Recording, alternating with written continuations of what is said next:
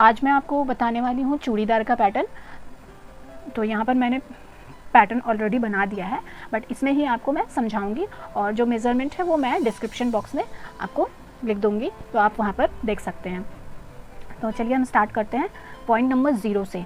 तो 0 to 1 हमारा होगा 1/4 ऑफ हिप प्लस इसमें होगा 5 सेंटीमीटर ऐड, और उसके बाद यहाँ पर आप देख सकते होंगे 0 हाइफन दिया हुआ और 1 और हाइफन यहाँ पर एक और पॉइंट दिया हुआ है।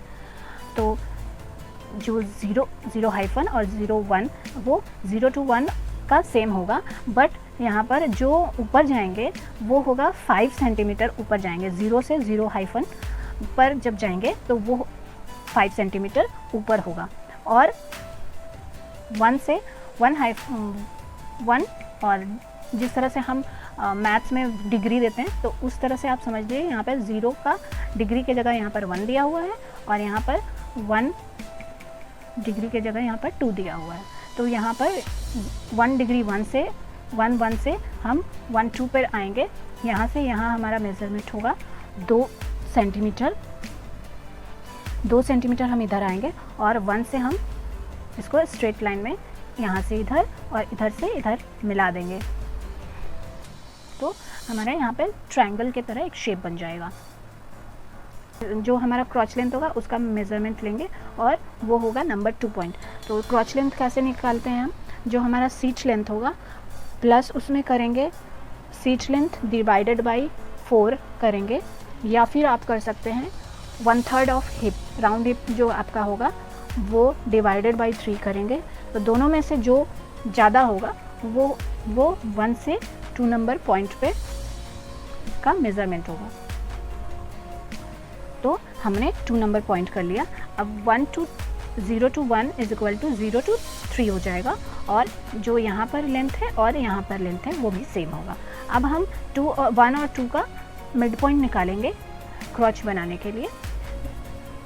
तो उसको हम 2 डिग्री 2 दे देंगे। 2 2 ये जो 2 डिग्री 1 लिखा हुआ है वहाँ से हम 6 सेंटीमीटर 2 से 6 सेंटीमीटर इधर आएंगे, और ये हम पहले स्ट्रेट इसको 2 को और 2 1 को स्ट्रेट मिलाएंगे, और फिर यहाँ पर थोड़ा सा कर्व का शेप दे देंगे। फ्रेंच कर्व स्केल से आप शेप दे सकते हैं। और अब हम यहाँ पर काफ लेंथ निकालेंगे। जो हमारा काफ लेंथ है उसको हम यहाँ पर मेज़र करेंगे 0 से 5 तक, तो वो 5 नंबर पॉइंट हो गया। जैसे कि हमारे यहाँ काफ लेंथ है 66 सेंटीमीटर, तो 66 सेंटीमीटर यहाँ पर हो जाएंगे। और ये पॉइंट ये जो 4 नंबर पॉइंट है उसको निकालने के लिए हम क्या करेंगे, 3 और 5 का जो हाफ होगा वो 3 और 5 का मिड पॉइंट होगा ये 4 to 5 निकालने के लिए हम जो हमारा काफ लेंथ है वो होगा, और 3 से 5 का जो मिडिल पॉइंट होगा वो होगा हमारा थाई। हमारा जो राउंड थाई होगा उसका हाफ हम लेंगे, और उसमें हम 3 सेंटीमीटर ऐड करेंगे। तो हम इस साइड से इस साइड मेज़रमेंट लेंगे, तो उसका पॉइंट हम दे देंगे 4 डिग्री 1। तो हमारा थाई यहाँ पर थाई का मेज़रमेंट यहाँ पर निकल जाएगा। अब हम 5 से 5/1 का मेज़रमेंट कैसे निकालेंगे? जो हमारा काफ होगा, राउंड काफ होगा, जो उसका हाफ यहाँ पर लेंगे, और उसमें 1 सेंटीमीटर हम लूजनेस के लिए, जो हमने यहाँ पर 3 सेंटीमीटर यहाँ पर 1 सेंटीमीटर ऐड कर रहे हैं वो हम लूजिंग के लिए ऐड कर रहे हैं। तो उसमें हम यहाँ पर ऐड करेंगे round calf divided by 2 plus 1 centimetre यहाँ पर कर देंगे, और फिर यहाँ पर स्ट्रेट लाइन, यहाँ पर स्ट्रेट लाइन इसको मिला देंगे। हमारा 2 1 4 1 और 5 1 इन तीनों पॉइंट को हम हिप कर्व स्केल के हेल्प से कर्व शेप में मिलाएंगे। तो यहाँ पर आप देख सकते हैं यहाँ पर थोड़ा सा कर्व किया हुआ है, तो 2 1 4 1 और 5 1 को यहाँ पर हम कर्व शेप में हिप कर्व स्केल से हम इसको मिलाएंगे। यहाँ पर भी देखिए, यहाँ पर भी हम कॉर्नर बन जाता है। 2 और 5 को जब हमने मिलाया तो यहाँ पे कॉर्नर बन गया, तो यहाँ पर भी हम थोड़ा सा कर्व का शेप दे देंगे।